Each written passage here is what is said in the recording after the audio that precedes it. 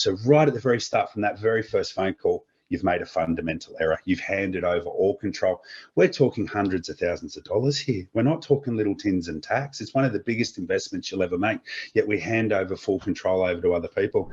So what I've tried to do with Haven is to set up a process where the control stays on our side of the table for as long as humanly possible. Welcome to Get Invested on the Property Hub podcast channel, the leading weekly show to help you unlock your full self, health and wealth potential. I'm your host, Bushy Martin, and each week I go deep with the best investors, experts, leaders and founders to find out what it takes to break free from the grind, discover freedom and live by design. Subscribe now and join me and get invested in the life you really want. Let's get started. Hi freedom fighters. Have you ever done a home renovation or an extension? How did it go? Did everything go to plan? Or perhaps you're considering doing a renovation or extension to your home because you think it's a lot cheaper and a lot easier to get that done and to actually turn an old pig's ear into a silk purse than to go through the pain, heartache and financial stress of turning your world upside down by selling your current property and buying another one with all of the disruption of packing, moving and re-establishing your life into a different place. I mean, how hard can an extension or renovation be? Surely it's not that difficult. Isn't it just a matter of getting some plans done and then getting your builder to make it happen for you? And surely it's not going to cost too much or take too much time. Famous last words. If only it were that simple. Chances are that you've done a home renovation or extension, or you're contemplating doing it at some stage in the future. If you've already done it, I want you to take a second to think back to how you felt before, during, and after the whole experience.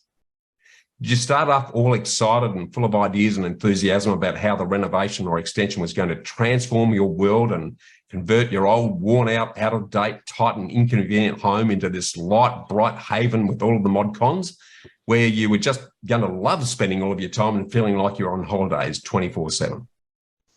But did your dreams match the reality? Well, probably not. Let me guess. It probably went something a bit like this. You got all your ideas together and you reached out to an architect or a building designer to ensure that what you wanted to do is actually going to be approved. And they then signed you up to an end-to-end agreement that was going to cost you thousands when you actually thought it was only going to cost you a couple of hundred.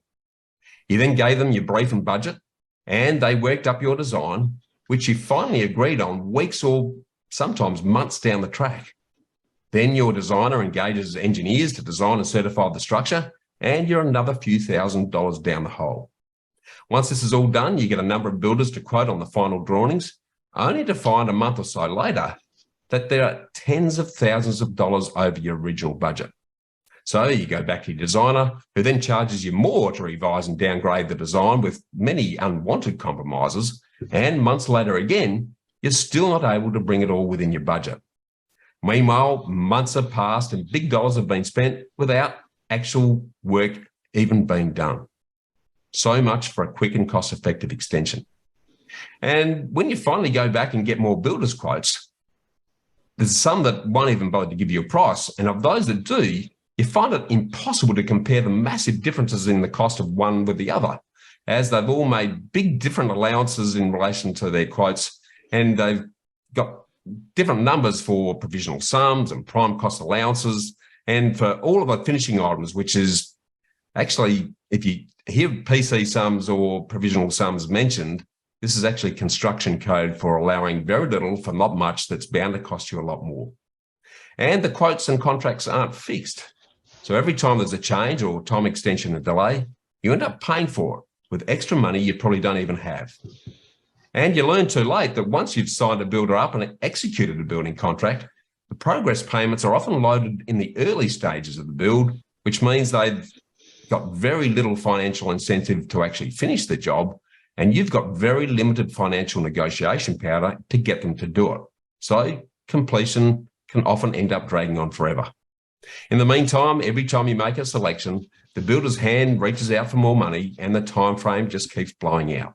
Months and sometimes a year or more later, your humble home extension is finally complete, having cost you infinitely more than you expected, and the whole experience has been a long, stressful, roller coasting hell ride. And if there's defects or issues incurred once you start living in it, you've got a snowball's hope in hell of getting anyone to come back and fix them. If this is all sounding a bit like the old Tom Hanks movie, The Money Pit, then you're right on the money. What starts as your dream ends up becoming a worst nightmare. Unfortunately, the current construction industry and the building process is extremely one-sided and very inefficient. And unfortunately, these inefficiencies are actually rewarded, meaning that more of your money ends up going to others and less into your important extension. It also means that as owners, you're often extremely vulnerable with little protection, particularly if you have limited knowledge of what you're actually signing up to. Now, while this is unfortunately all a very common experience, it doesn't have to be. As an architect and project manager in my past life, I'm actually a very big fan of the benefits of building, and I know firsthand that you are able to manage and control the time, quality and cost of building renovations and extensions and or new builds and actually achieve great results. It's all about having someone on your side who intimately understands the ins and outs and can manage the paperwork and the entire process from end to end to your benefit, not to everyone else's. And this is where today's very special guest, David Sharp, and his Haven Advocates team comes to your rescue. As the name suggests, David's team become your advocate. They work for you to assist you in scoping, defining, finding, selecting, negotiating, and navigating delivery with all of the right builders and professionals to save you time, money, risk, and of course, stress. This unique service stems from David's 3 decades of experience in the home improvement and construction sector, and he's seen the industry from the inside with all of its fundamental flaws that makes building in Australia expensive, time-consuming, and generally unfair. As your building advocate, David and his team's role is to make the renovation and extension building process fair and efficient and to reduce your vulnerability and risk. He's there to be your voice as the owner and to ensure that your interests and your wallet are put first.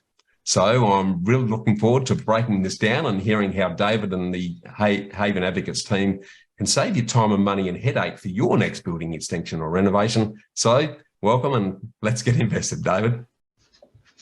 G'day, Bushy. Thanks for your time, mate. Really appreciate having me on. Well, as you can see from the intro, I'm very interested in what you're bringing to the table because it's a real need to really open people's eyes to an opportunity really to have a pleasurable experience and actually to get what they want when they're looking to do their next renovation extension.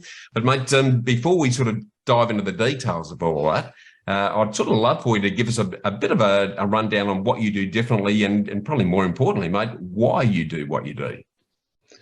Yeah, good question. Look, I guess probably the number one fundamental difference is empathy. I've seen it from the inside, as you said in your perfect intro. I've seen it for years and years and years. I've seen the industry not work right. Unfortunately, in our industry, they're just numbers on a page.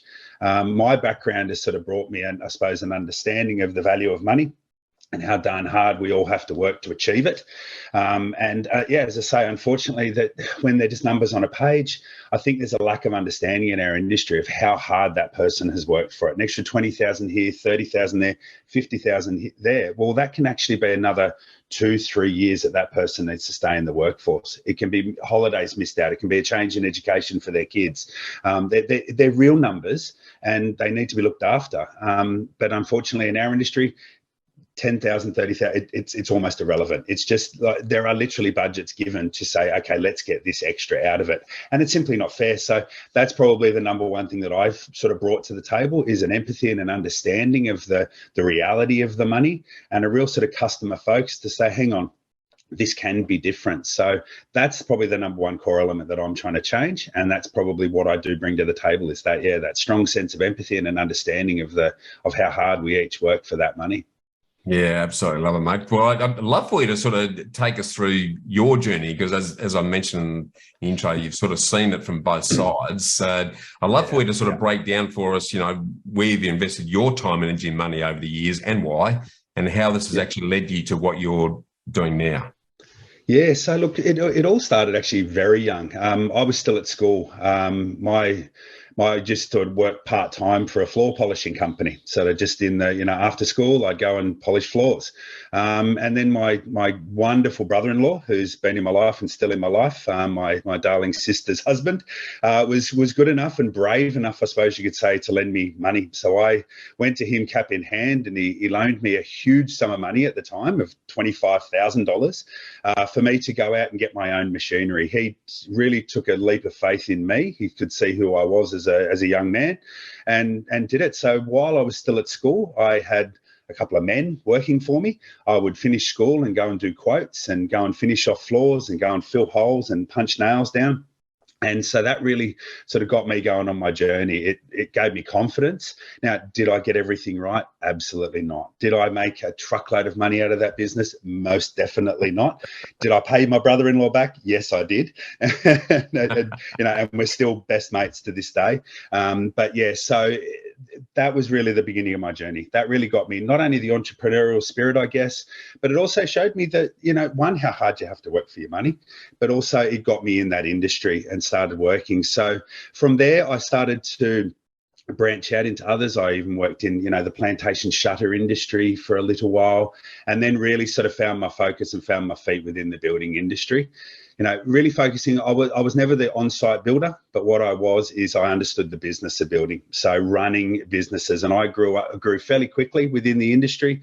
I had general manager positions relatively young, probably, again, a little bit too young, learned a lot of lessons, burnt some fingers, but yeah, it really developed a broad spectrum of knowledge within the industry, but importantly about how the industry runs. It showed me really easy the flaws. It really did. I could see it very, very, very soon, the flaws within it.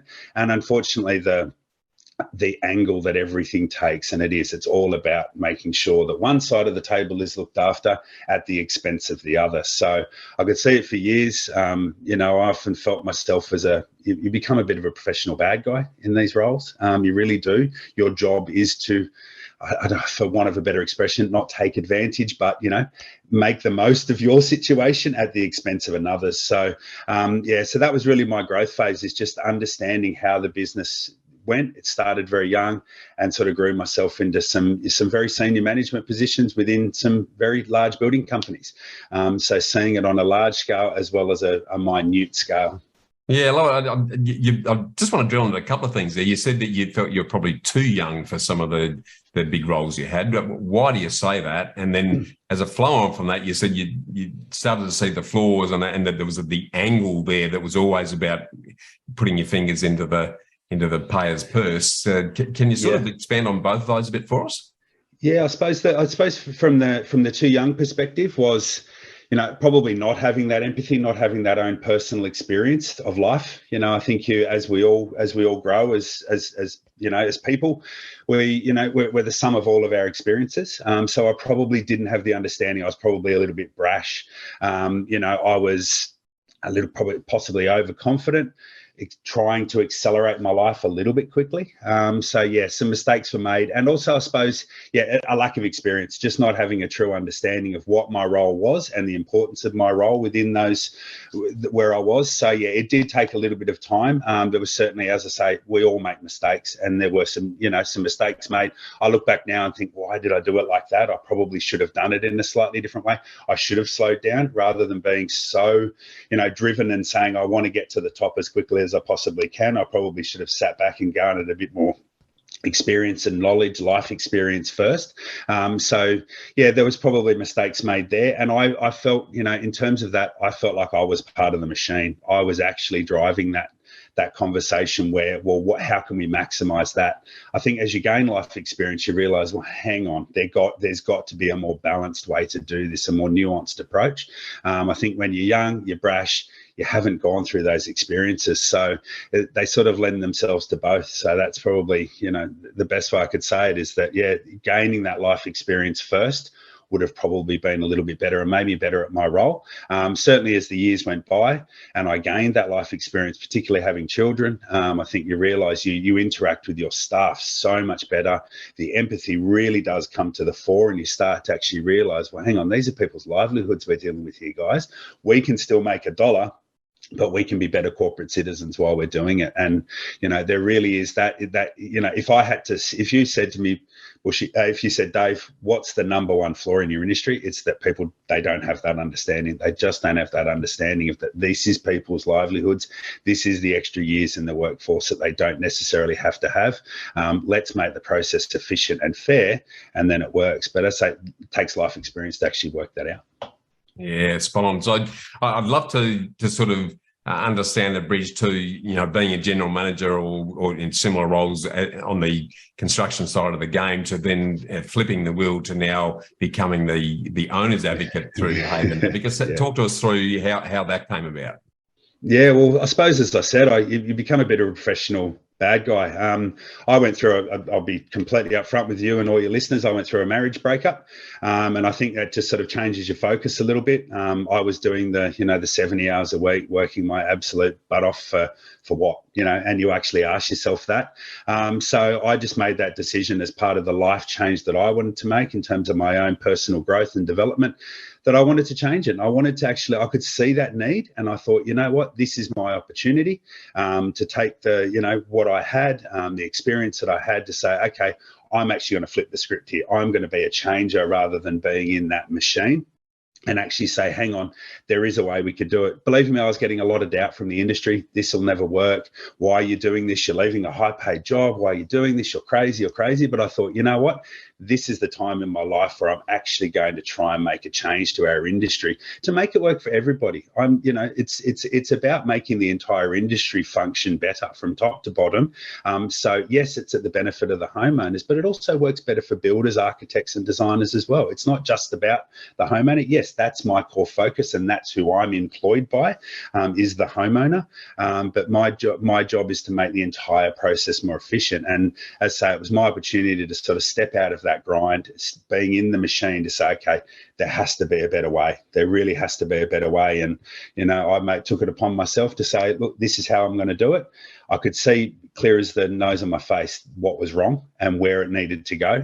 I just needed to do it. So that was where that sort of big leap of faith went. And, I certainly suffered financially for a period of time, but, as they say, everything that, is worth doing is worth sacrificing for. So I took that sacrifice on board and really put my head down and thought, no, I'm going to make this work. And again, like with every, you don't get it right the first time. There's tweaks, there's changes, there's ways you go about it. But certainly over the years that Haven's been running, it's now been running since 2018.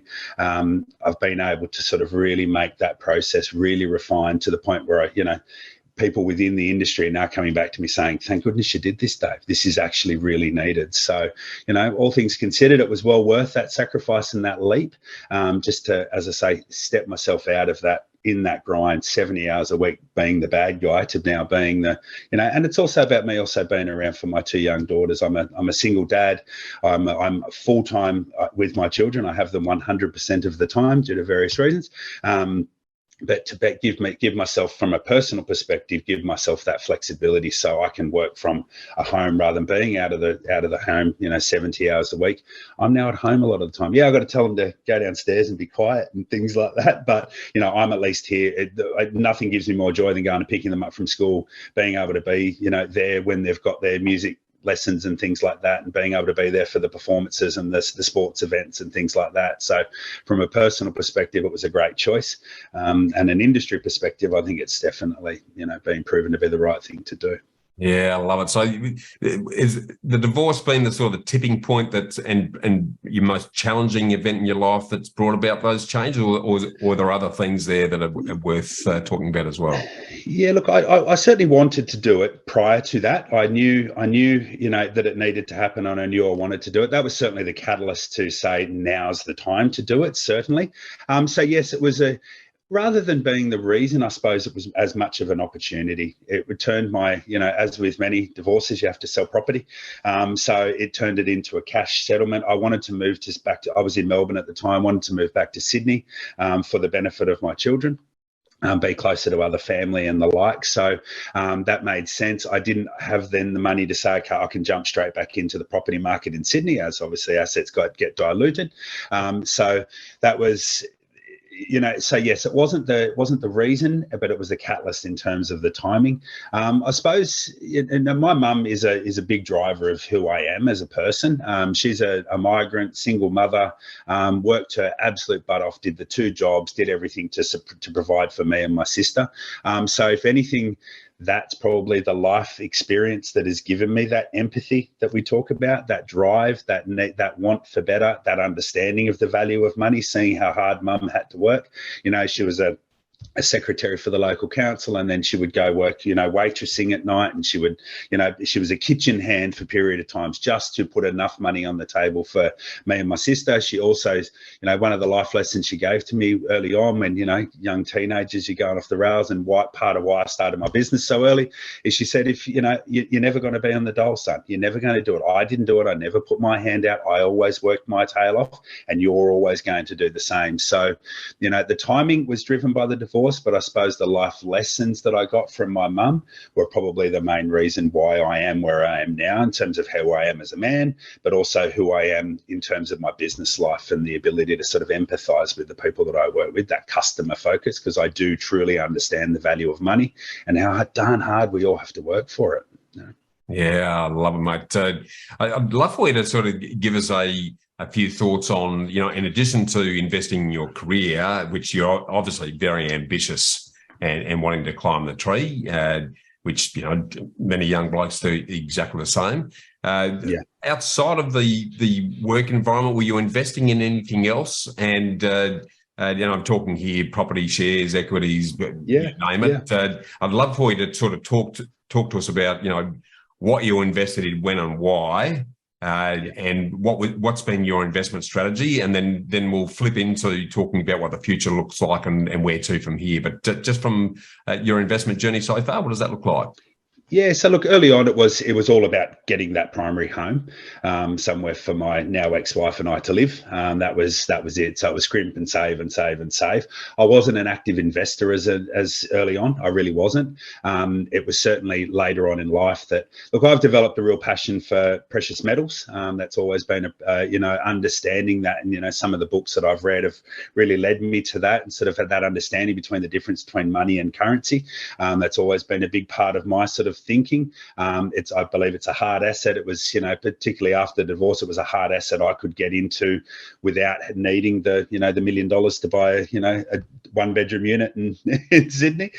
So that was a lot of it. I've also, I have invested in equities. That was a big passion. I even had a period of time when I was first starting the business, one of the ways that I would sort of keep my mind active and keep things going, I would set the alarm and get up in the middle of the night and invest on the NASDAQ and do a bit of trading and things like that. So I developed a real passion for it. It was I absolutely love it, and still to this day. I can, at any one time, I've got a chart open on one screen. So I've got a real passion about it.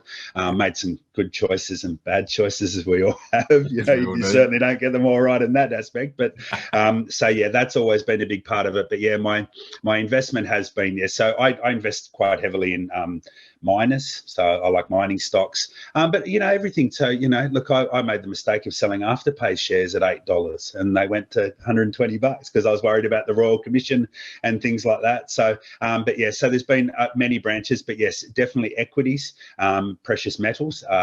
That's certainly been my main focus in terms of my investment strategy, with a goal, though, I'll be honest with you, to getting back into that property market so I can create that stability, that home environment for my daughters. That's really the end goal. That everything else is a means to get to that again. So certainly. Yeah, I love it.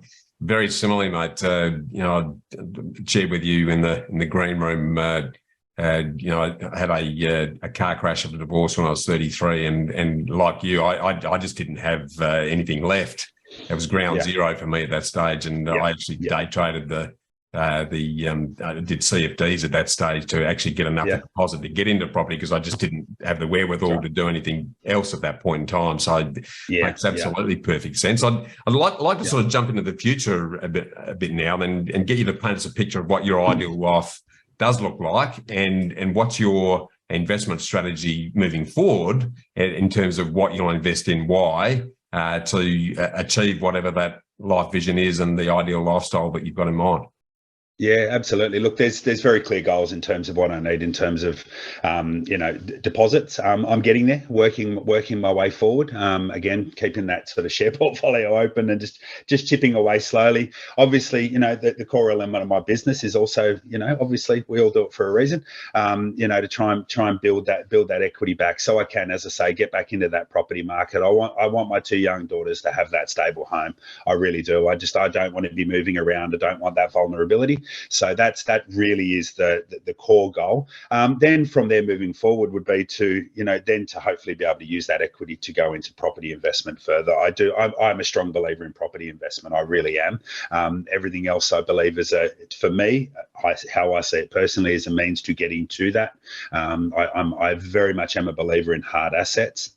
I think especially in areas like Sydney, Melbourne, right across the country, I just think it's tangible, it's stable. If I can then get to a point where I'm growing to a point where I can, say to my daughters, well, okay, I've given you guys that leg up, so they don't have to scrimp and save, so they're not paying in the rental wheel. If I can do whatever I can to make their journey that little bit easier, then that's absolutely the goal. So yeah, so it's really just about getting that equity so I can get to a point where I'm comfortable with the mortgage that I would be presented with, to live in the area that I want to keep my girls at the school that they are now, have enough for their education as well, which I hugely value, making sure that I can do that. So that's really the goal at the moment. It's build up that cash sum, in many different ways, to get to that point where I can then, take on that mortgage and then, whittle that down to a point where there's enough equity to then span out into further property investment. That's how I see the future laying out. Yeah, for love sure. it, mate.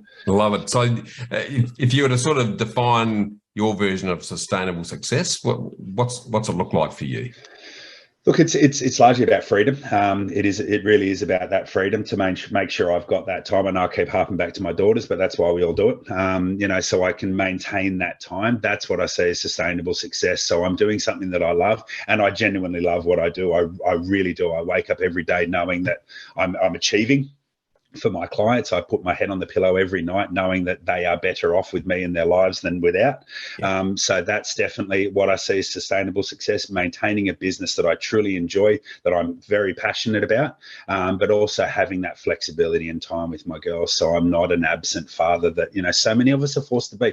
None of us do that by choice. We do it because we have to. That no father or mother walks away and leaves, is away for that 70 hours a day by choice. We do it because we have to. So that's what I see as sustainable success, where I can create a stable environment for my two daughters, but also be there whenever they need me, whenever they're putting their hand up saying, Dad, can you help? I'm actually able to do it. So that's definitely what I define as sustainable success, for sure. Yeah, I love it. Well, it's sort of reflecting on that. If you were starting out again, David, what would you invest in differently, if anything? Look, again, I suppose not. I wouldn't do, to be honest with you, I wouldn't do a lot different. I would certainly invest in business and time. I think you can, if you can be at a point where you're not just leasing your hours, not just leasing your time for money in return. I think that's always been something that I learned very, very early in the piece. As I say, I was at school getting an education, and I had other people working I was leasing their time. And that was when the sort of light bulb moment happened. Hang on, I can actually do this without having to just purely lease my time. That's certainly, so invest certainly in education and into business, most definitely. Making yourself that better person.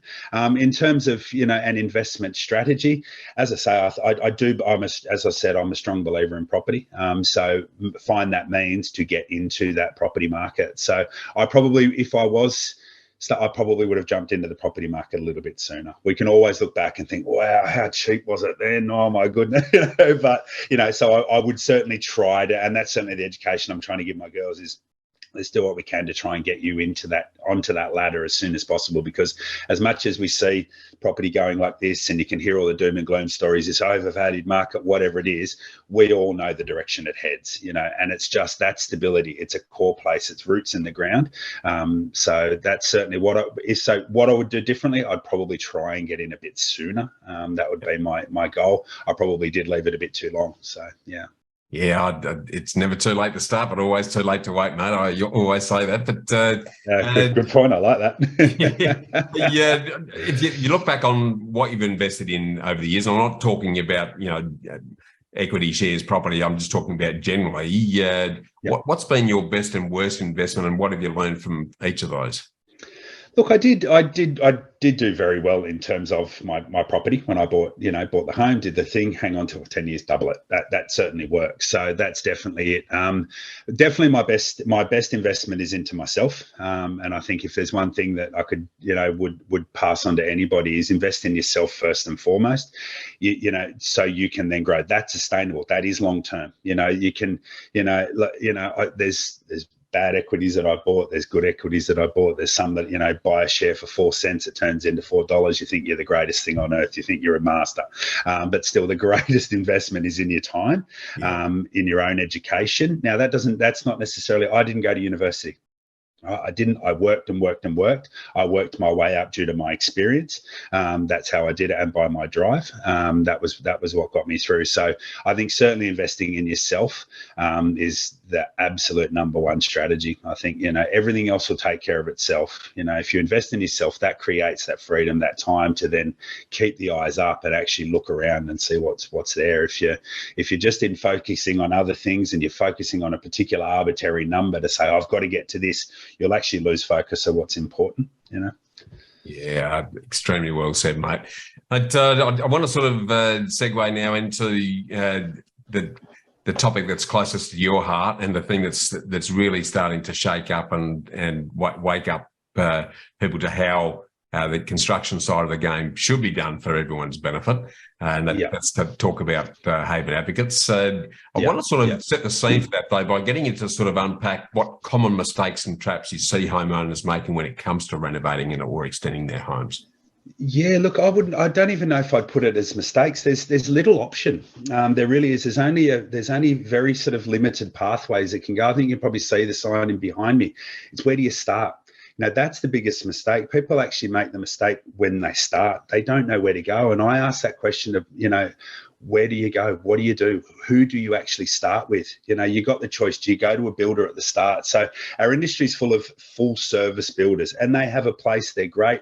You go there, they get their architect to draw up some plans. They get their engineer, their people. They're paying a salesman a rate to manage your process, get you approved. But it's all looked after them. You've handed over control. You'll often find on page 7 of the terms and conditions, you actually don't even own those plans. So right at the very start, from that very first phone call, you've made a fundamental error. You've handed over all control. We're talking hundreds of thousands of dollars here. We're not talking little tins and tacks. It's one of the biggest investments you'll ever make, yet we hand over full control over to other people.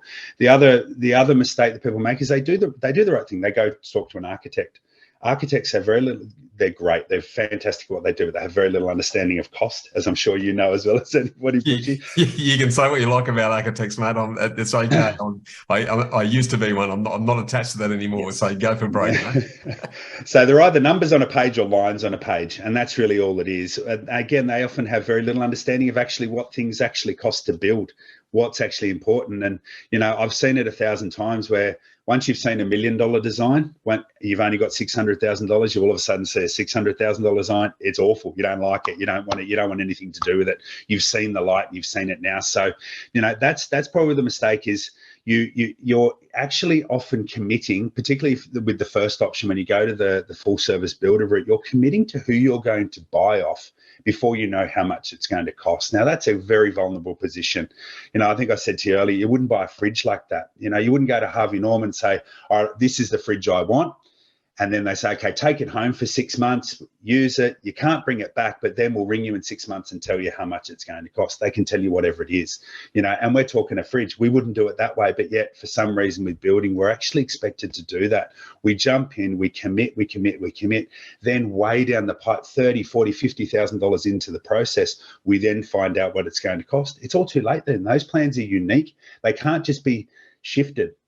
So what I've tried to do with Haven is to set up a process where the control stays on our side of the table for as long as humanly possible. We drive that process. So we will engage an architect that ensure that, and I say we, when I'm saying we, I'm talking me and my customers and the homeowners, and that's how I approach it. It's we're a team. Okay, we're on one side of the table and everybody else is on the other side of the table. So my role is to work with that homeowner. We engage an architect that we're engaging, no margins, any bills will be sent. So the architect's bill is in the homeowner's name. The engineer's bill is in the homeowner's name.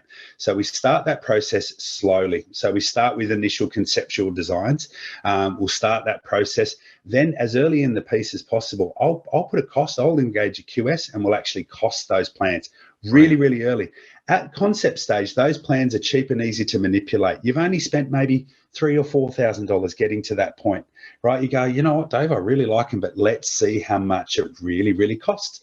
Then we sit down, we go, okay, we're a bit over budget. They're easy to manipulate at that point. They're conceptual. We haven't gone to the technical side of things yet. Conceptual designs show you as the homeowner more than a technical drawing. The technical drawing just has a lot of extra lines that educate everybody else, not you, right? So they're all scaled. You can see it's enough for me to put a price to. If we look at it and say, you know what, I'm comfortable, we're comfortable with what we genuinely think that's going to cost, then and only then do we go to council or go to the certifier and start actually spending true money. But importantly as well, as you start spending this money, so the engineer might only cost $3,000, but you're seeing a bill via your builder that's $6,000.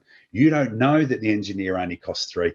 Under my process, we're controlling that. So the bills come to the homeowner, direct to the homeowner. I manage the process, but they're in the owner's name. So they can see full transparency. It's all laid out in front of them, just reducing that vulnerability. My process as well, I want to get everything watertight before we go and engage with a builder. Take out the, I'm sorry, I didn't think that was included. I'm talking a 30-page specification. I'm talking every I dot, everything costed. We define, so there will be some provisional sums within every building contract because they're design choices that the owner will still want to, you haven't settled on your kitchen exactly yet, or you haven't settled on all those finer little elements. So we'll put a provisional sum into it, but they're all apples for apples. So when you're going to market, each quote is really easy to compare. Yeah. We know, okay, every builder is allowing the same amount for those very few, there's not many, but for the very few bits that there are, but everything. So when they come back, so I didn't think the niche in that third bathroom, the little wall recess, I didn't think it was included. Well, hang on, it's there. It's on page 13. It's in the specification. That specification is referenced in the building contract. So we've taken out that ambiguity. We've taken out the, oh, sorry, I didn't think it was included. Now, you know, that helps the builder as well. It takes, the builders don't want those tough conversations. They don't want to have to go to a homeowner and say, sorry, I didn't think it was included. Some builders have included it, some builders haven't. Again, how do you compare? So we try to make the playing field equal, but importantly, the number one fundamental thing is we try to keep control on our side of the table for as long as possible. Then we get the builder to build. That's his job. Just get him to build. We'll manage it. We'll have that process. Even when we're on site with the builders, though, variations. We all hate that word. Oh, variations. You as a homeowner, you get called. Oh, I'm sorry. There's this bearer that's gone, and it's going to cost $14,000. How are you expected to know? There's no layer of accountability there as well. That's vulnerability. So part of my process is they call me. Right, they call someone who's been in the industry for a long time that has all the costings, and I say to them, well, hang on, mate, this is it's $1,000 worth of timber and it's half a day's labor for a chippy. How on earth have you come up with that number? That call happens once. It doesn't happen twice, right? They don't try that again, right? So it's just reducing that vulnerability. I want my clients to be sitting at home or at work, earning the money to pay for it, and not have to second guess every call that they get. I don't want them to have to get the calls. I'm answering those questions. Again, making the process more efficient for not only the homeowner, but for the builder. He's got that central point of contact. The engineer has a central point of contact. The architect, they say, Dave, can you coordinate this for us? No problem. That's my job. That's what I'll do. So it's just about creating the efficiencies, making the process fair, and reducing that vulnerability. That's the number one thing for sure. Yeah, if I was sort of listening to what you're talking about there, the two words that stick in my head are certainty. So there's no grayness for anyone in the process, and the control in the right place. Because, as you've well said, as soon as you're effectively handing the keys over to the builder and the builder's driving everything else, you're a pimple on the pumpkin when it comes to having any say pretty much on what's going on. If it's the old story. If it's not written down, then it didn't happen pretty much to some degree. Correct. And if you've got nothing to refer back to, then it's he said, she said, and we know who wins in that situation. That's right. And relationships break down, and that's part of it as well. So I become a bit of a relationship manager between that buffer between the homeowner. I say to my owners all the time that I want you to get to the end and you and your builder still actually get along. So someone's got to go in there and puff their chest out and be the bad cop, That's my role. I'll do that. I'll go in there and have those tough conversations with the builder. You don't worry about it.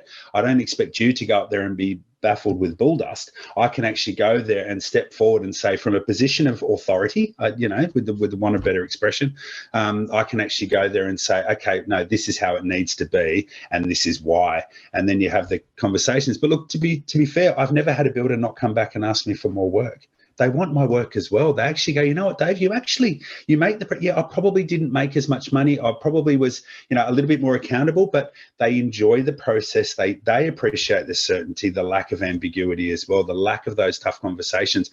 I'm making the process more efficient for them as well. So they come back and go, Dave, have you got any more work? And I say, yeah, you're going to have to really make sure you look after my clients on price, on service, on everything that you do, and then we can actually start moving forward on the next job. But again, it's that layer of accountability. As a homeowner, you're probably only ever going to do it once. Yeah. And a builder knows that. They don't need to impress you. They can get towards the end of the job, and it can be all about margin and making sure their income's coming. But with me they're trying to impress me. They're going, oh, we probably won't do that because I actually want another job.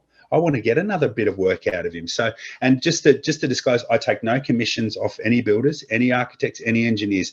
I'm employed by the homeowner. If a builder comes to me and says, Dave, I'll give you 10 grand. Okay, great. You can knock 12 grand off the bill because you're going to pay me 10 grand. You're going to put a margin on it as well. So 12 grand off the bill. Thank you very much. That's great. That's a win. So, again, it's about transparency, but it's all, it just makes that process more efficient, as you say, removes that control, puts the control back on the right side of the table.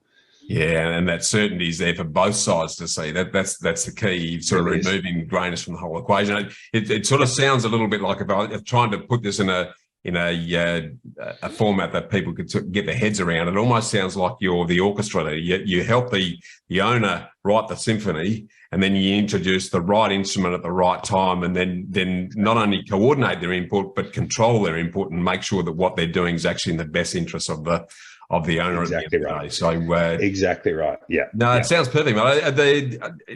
You've sort of given us a really good picture on what Haven Advocates do. Is there anything that you don't do in the scope of this whole exercise that owners need to be aware of?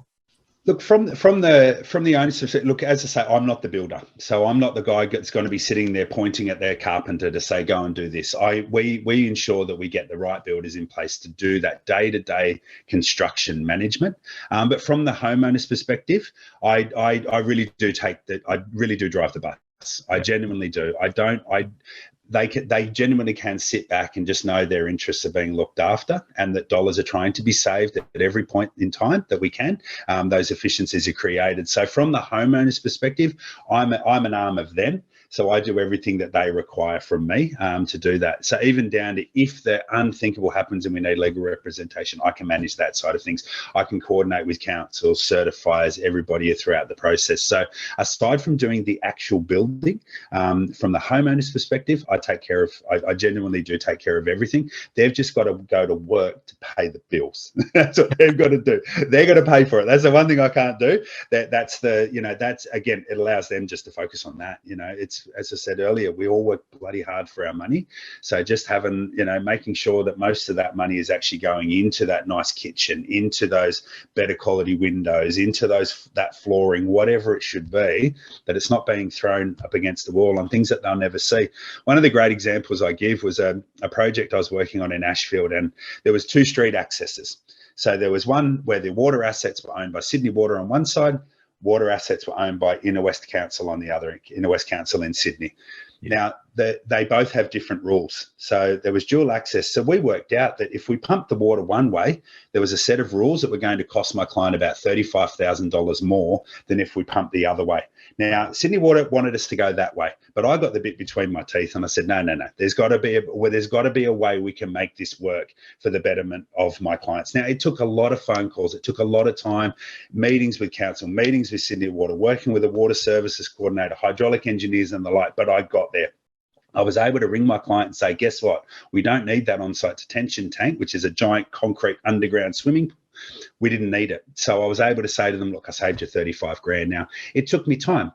The flaw in our industry is that no one's ever going to make those calls because they're going to make 20% on that $35,000 you've just spent. So there's no incentive to try and save that client that money. There's none. They actually get rewarded for not making those 15 phone calls and having those meetings and driving, across the other side of Sydney to make it happen. But for me, my role and what I want referrals, of course, and I want my clients to be happy. I want to be that professional good guy. So I was able to ring my clients and say, hey, Joanne, I just saved you this money and this is where we're at, and that's the fun. Again, inefficiencies are rewarded. Whereas, for myself, it was really a case of, getting the bit between my teeth so I could have that great moment where, fist clenched going, I bloody did it, I did it. I saved you that money, Right, because the other good thing here is that the owner's actually got a sounding board that they can freely talk to about things without fear or favour.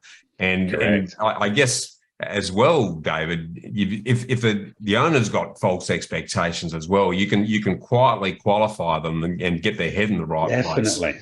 But they can trust what I'm saying. They know that I'm not doing it for any vested interest because my interests are their interest. So there are times I don't always agree with what my owner says. And sometimes I'll have to say, what, the builder's right. He's actually right. This actually does have to happen. And that is the true cost. But at least I know that my owners can sit back and go, well, that's just the way it is. Not everything's perfect, but at least we know that Dave's tried to get it the right way, but this is the outcome and this is actually the best possible outcome for me. Save that second guessing. It was one of my very first clients. It was one of the things that he said, and it's really always rung true, is he go, I don't have to second guess every phone call. I don't have to second guess every piece of information because I trust you, Dave. I know you've got my interests at heart, and I genuinely do because that's my business. Without that core element, my business is nothing. It doesn't actually exist. I'm just one of the rest of them. I'm just putting people on treadmills. I'm just the one, trying to maximize that, but I'm not incentivized by that. I start off with a fixed price at the start. The more money my clients spend, that's up to them. I'm not incentivized in any way for them to spend any more money. We define a fixed agreement right at the very start of the process in terms of the cost for my services. I can absolutely rest my head on the pillow every night knowing I save my clients multitudes more than I charge them. I absolutely know that, and again, I can safely say that. But yeah, they don't have to second guess because I'm not incentivized by inefficiencies. I'm incentivized by being able to say, and they get to the end of it and go, wow, that process was amazing, Dave. Any clients that want to ring me, let them ring me, any prospective clients. And again, that's what I'm incentivized by. And also, I've just told every single friend I have that if they're building, they have to use you. And that happens. I'll be honest with you, 100% of the time. I have a 0% fail rate in terms of getting to the end of the project. And the client says, I can't believe that anyone would do it on their own. Yeah. Because what I love about it, you understand what everyone's talking about. You know the lingo, you know the pitfalls, you know who to talk to about what questions to ask and what the answers mean. Whereas you're almost like putting a smart headset on someone's virtual glasses, and suddenly you're seeing the world the way it is, not the way they think it is. And you're eliminating that whole, I don't know what I don't know thing. Which is where people are extremely vulnerable in that situation. So absolutely. I love the way you're adding the smarts to the owner side of the equation on that. Just a little bit more so that, because there'll be a lot of listeners going, gee, this sounds really good. It's an insurance policy really to make sure I'm get what I want to get. You touched on how you get paid. Can you give us a little bit more shape around that so that people understand where that fits?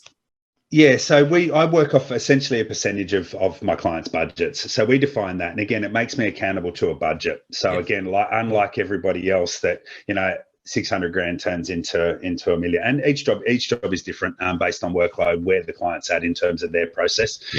So I work off a percentage of it. Now, I'll be honest with you, I base that percentage largely on what I used to pay my sales guys and my project coordinators within these full service building companies that I was working for. So that they get that's a cost of sale to the builder. Right. So they're paying someone to coordinate, and then a margin gets applied. So someone has to do what I do, but it's always done from the builder's perspective. These things don't just get approved on their own. They don't get managed on their own. Somebody is doing it. You just don't know how much it's costing you. Under my process, it's very laid out right at the start of it. It's pegged against your budget. So there's a particular percentage that will apply, often far less than an architect will, and the sales consultants are paid with margins and things like that. So it's very transparent, very upfront, and fixed right at the start of the project. I also stage it throughout the build as well. So I create what I call off ramps throughout. Life can change, Bushy, as you know. Things can change. Things can turn, and all of a sudden the bank's not going to lend you the money they originally did. So I don't want my people on a treadmill. I want to work with you and create off ramps. So my fees are very much staged throughout the program to say, okay, here's our pause. Are we right to go to the next one? Is the budget still working? Is the finance still working? Is the design still working? Are all these elements still working? Did we get council approval, in line with your original expectations? I like to create those off ramps. I'm not about trapping people. That's what I'm trying to change. Yeah. So it's really just a case of having a systematic process as we work through. Once I call the first stage explore. So we just explore, what are we going to do? What's it going to cost? Then we move through to either council or private certifier approval, and then tendering, then final certification, then while we're on site, then occupation certificate. So as I say, I create those off ramps. Sometimes it's just a pause. Sometimes people just need to go, Dave, I got to pause for a bit. I got to get my ducks in line. There you go. There's a clear break for you to say, okay, we can pause now. So that's how I've structured it. So in a way that is very much commensurate with what you're going to be paying anyway, but rather than paying that, a margin applied, I've lined it up with, okay, yes, you're still paying that, but it's very transparent, and my job is to save you far over that. And look, honestly, if I can, even just when it comes to negotiations with a builder, with that incentive of I have more work, but avoiding all those margins, just avoid. I often can safely say that I've saved my clients well over my fees before a nail hits a piece of timber. Yeah, really have, before any of the other stuff comes out into the wash, all the certainty and everything that's created just by the margins up front. When you're paying true cost for the architect, true cost for the engineer, true cost for the certified, there's none of these things added, and there's also not margins added and payment added to pay for somebody else to do what I'm doing. So that's, again, that's the safety that we can create. So that's really how I like to structure it. So it's very transparent and upfront, and very much broken up throughout the process. Yeah, I love it. So you can sort of do it in chunks depending on where you're at and what's happening. You're not locked in from the whole thing from the get-go. No, I love the flexibility of what you're suggesting there. So I know this is going to be of interest, because there wouldn't be a person listening that isn't going to be doing renovation, extension, or build at some point in time. So in that context then, and you mentioned this right at the start, where do we need to start, and what steps should we be taking then in relation to what you're doing?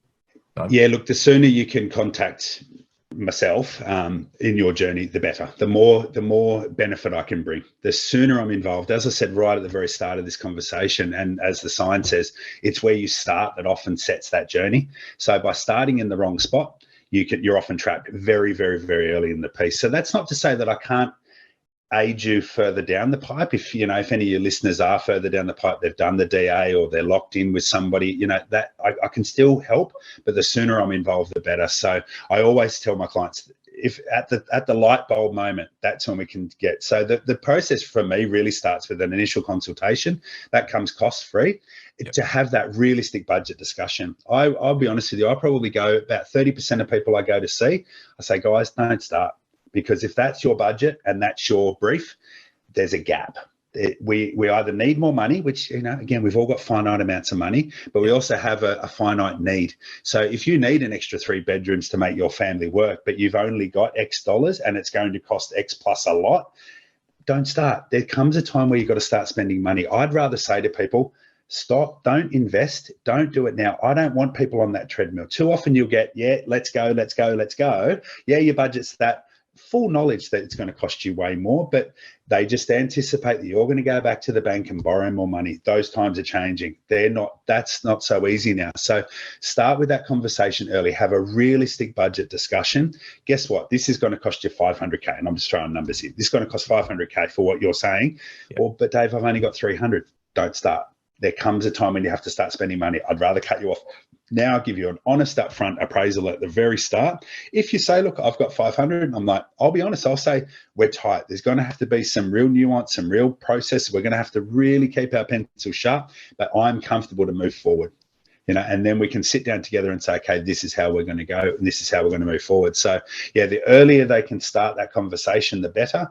Again, don't commit to who. The one advice is, don't commit to who you're going to buy off before you know how much it costs. There's only one really, that's hard to do. That is very hard to do without having someone like myself on board. So get in as early as you can. Get that information, get the knowledge, empower yourself with that knowledge as early as possible, and keep control on your side of the table for as long as possible. There's even people that, are doing minor renovations that may not need certification and council approval and architects. So again, my advice to those people is compartmentalize, have a series of buckets. There's a level of approval needed for each thing. So just retiling a bathroom, you don't need approval. You can just get it done. So put that into that bucket. Extending needs to go into another bucket. Knocking down a tree is another bucket. Let's get the buckets, and again, control what you can control and keep as much of that power on your side. So then you might only be going to a builder for one small part. You can manage those little bits on your own. The painting, the new window there that's going to be like for like, all those sorts of things, you can control that. Keep those buckets separate, and then say, okay, I'm only dealing with this one little bucket now. It's not this whole elaborate project. If you go to a builder with the whole elaborate project, you're going to pay for that whole elaborate project, and it just adds up. It makes the job more complex and more difficult for a builder. If you can go there with just that one little bucket and say, hey, I just need that small wall knocked out, oh, that's easy. We can do that. And it keeps the contract price down, so fees are less, all those sorts of things. So, I live by a philosophy, it costs me nothing to take a phone call, right? So I would tell countless people when I'm dealing with them, just give me a call. Ask me, what do you think, Dave? Do you think can I go about it this way? What's your advice? I'm in a fortunate position where I'm not begging for customers. I can just sit down and have those honest conversations. Very much, I'm a professional good guy. So I can just have those conversations and say, hey, this is the way I think we can approach it. You actually might not need me. If you just want to give me a call every month and keep me abreast of what you're doing, and I'll give you an updated advice, we can work it that way. It's just but yeah, get in as early as you can, and, just control what you can control. Yeah, I love it. That control word again is a key one there, mate. Really love what you're doing, and I know you're going to smash the industry with what you're doing here, because once people cotton on to, it's like taking the shades off and starting to re-look at the whole exercise from a different perspective. Yeah. There's no doubt that's going to go from strength to strength. But mate, I want to shift now into what I affectionately refer to as the bushfire lightning round, or the ambush round, where I give you the blindfold and cigarette and ask you the fast 4 questions that everyone asks on a podcast. And the first of those, David, is what's your favourite quote and why? Look, I think it's an Albert Einstein quote. It's like life is like riding a bicycle. To keep your balance, you must keep moving, right? And that's honestly how I think. It's a philosophy I've always done. Even before I sort of heard that quote, I've always sort of lived by that. It's just keep moving forward. That's it. That's the only way to keep your balance. If you slow down too much, you'll lose focus. And so just, you don't want to be pedaling at 1,000,000 miles an hour, but you've got to keep moving forward. Now, whether that's in your investment profile, whatever that should be, whether it be, just your general day-to-day life, I think your own set. And that's really what that quote does for me, is that it reflects on my own self-improvement as a human being, as a business operator, as a father, all those things. If I'm not moving forward, I'm going to lose my balance, and I'm going to lose focus of what's really important. So that's probably the number one sort of quote that I've always sort of just had, ticking away at the back of my head. Just keep moving forward, Dave. Sometimes things are hard. Sometimes it's an uphill ride, but just keep moving forward, and it will eventually take care of itself. I love it. I want to switch into the literary perspective for a minute. What's the top book that you recommend we read, and why?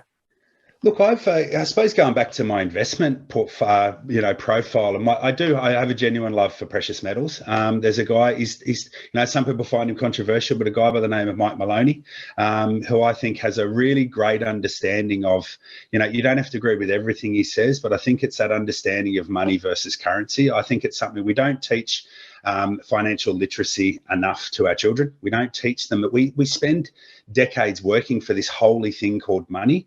We don't actually have an understanding of the policies made by governments, monetary policy versus, all these policies that actually dictate the value of that money. So that's a really powerful thing. And I try to get anyone new sort of stepping into whether it be the business world or into the investment world, is try and read things like that. Try and get an understanding of what is money versus currency, because because they are very different things. They truly are two different things. And that's what I think Mark articulates it in a very simple way. There's even videos that you can watch of his that, sort of show that. And again, it goes back to a bit with your philosophies around property as well, is that true value of a hard asset as well. I think that's a really important thing. So I really love it. He's done another one recently that I've read. I think it's called The Gold Rush. There's another one with gold and silver investing. I think they're just really powerful books in terms of teaching the fundamentals to how the monetary system actually works. Yeah, love it. I want to sort of swing into the investment arena again and get your thoughts on what's the worst and the best piece of investment advice that you've ever received. Oh, look, I suppose particularly with equities, there was this sort of piece of advice: is it's not a loss until you sell.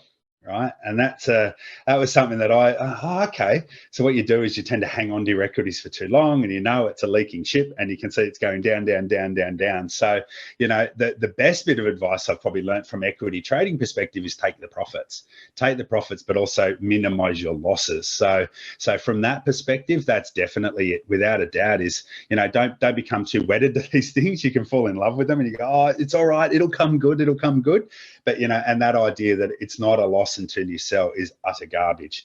The loss just becomes bigger when you sell if it's not the right equity to be in. So in terms of an investment from a trading perspective or an equity investment, that was absolutely number one for sure. I think it's applicable right across the board because there's a cost benefit analysis in what you're talking about. If you're seeing a slow death of something rather than taking on and putting into something that's going to make you money, then you're losing on both ends of the equation. That's right. I love that. I want to turn to sort of disciplines or rituals or happy habits that you have that you employ that you think has contributed most to your success, David. Look, I think probably one of the best ones, and I don't know, I wouldn't say it's contributed to my success, but it helps me with my life in general. And it might seem really simple, but every night before I go to bed, I write a to-do list.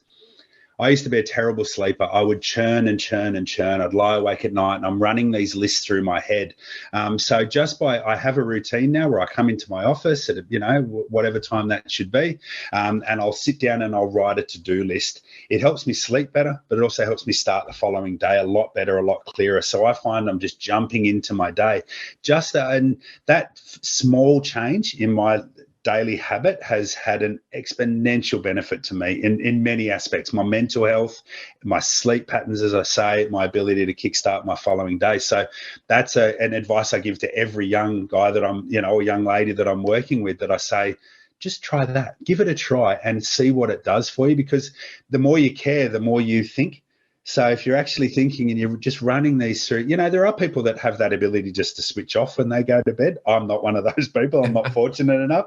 I'm a thinker and I'm constantly, it's running through my head over and over again. So just by giving myself that opportunity to say, okay, I'm going to write that list and give myself that time, had a huge benefit. So I advise that to anybody. Just write a to-do list before you go to bed. It makes a big difference. Love it, because it puts your mind at rest, because you go, okay, I know what tomorrow's going to look like now. I don't need to spend time staring at the ceiling all night thinking about it. Exactly. And it orders your thoughts. I know it's such a great, powerful, but very simple thing to employ. So I'd encourage everyone to do exactly that if they're not doing that already. Mate, I really enjoyed the conversation and feel like we've really only just sort of scratched the surface, but I'd really like you to just summarise for us what are the key takeaways and initial actions that aspiring and home renovators and extenders need to be taking. Yeah, look, I suppose caution. Just step forward with caution. Just understand that these are huge sums of money involved, and some of the smallest mistakes can cost you tens of thousands of dollars. So, yeah, step forward with caution. Don't assume that people, because no one's trying to rip you off. Right. But again, just assume that inefficiencies are going to be rewarded. So again, it goes back to that control what you can control, and just step forward with caution. If don't believe every yes you get. Just sort of have a little bit of a skepticism involved with what's going, and just understand and try and interpret that person's motivations. I say our industry is not full of people trying to do the wrong thing intentionally, but inevitably the wrong thing gets done. Right. So just, step forward with caution, try and get advice, and just try and reach out to someone like myself as early as you possibly can. Now, My goal is to take this business nationally. I want to be able to have an office in every, whether that be via a franchise model or with myself driving each office. I'm not sure yet, but because it is needed. So I just think by all means reach out to myself. If there's even a bit of advice I can give you that just sets you on a track, if I can't help you hands-on personally, if I can give you one little bit of a fillet that you can take away just to step forward. But yeah, caution, that'd be the one piece of advice, is step forward cautiously. There comes a time when you have to start spending money. Everybody wants to dive in head first and go and just start throwing money at it.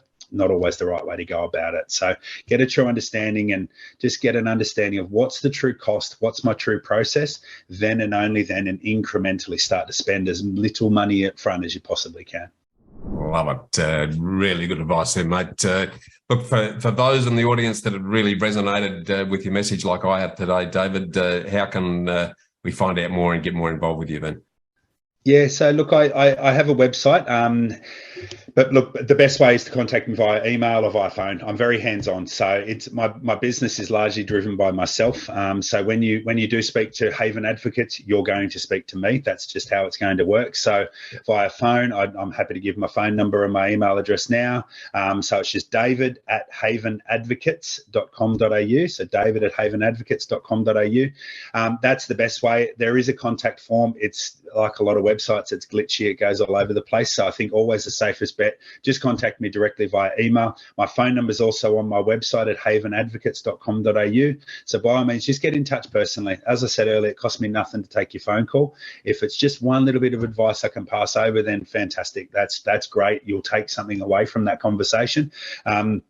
So yeah, get in touch directly, as I say, via the website or ideally via email at david@havenadvocates.com.au is definitely the best way. I love it. We'll put all those details on the show notes so we make it easy for people to do that as well.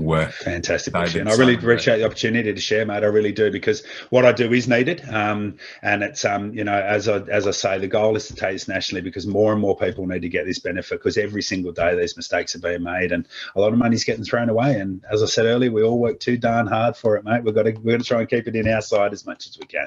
Absolutely, mate. I think what you're doing is actually going to level the playing field for all parties in the game. In actual fact, because I think everyone's going to benefit from that. It's uncertainty and control in the wrong places always creates opportunities and issues.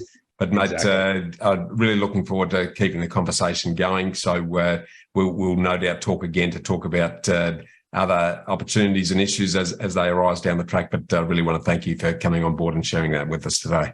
Fantastic, Bushy. And thanks to all your listeners. I really appreciate the opportunity to talk to you all. Thanks, mate. Thanks, mate.